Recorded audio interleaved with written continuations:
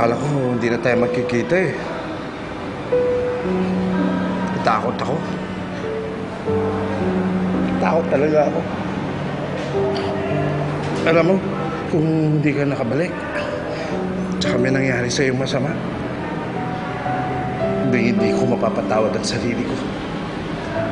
Tayo, huwag niyo na po yung isipin. Nandito na po ako.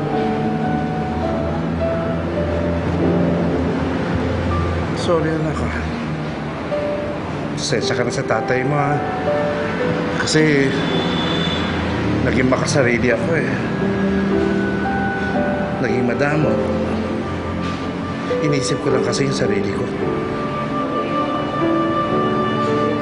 Lalo gumulo-tuloy yung buhay mo. Muntik mo pang hindi makilala ang tunay mo mga magulang.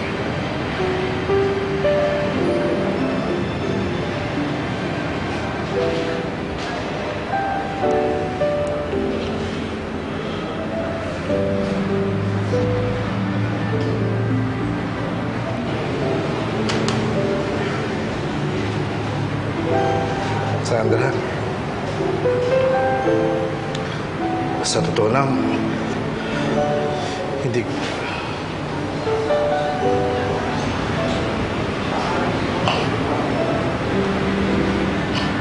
ko na inaasahan.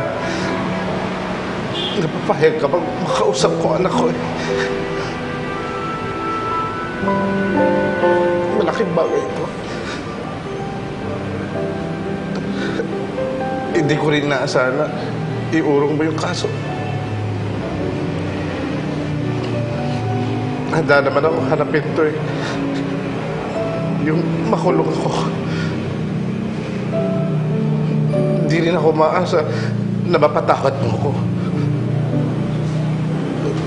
Pero gusto ko lang sanang malaman yun na hindi ko ginustong saktan kayo ni Lola Ana.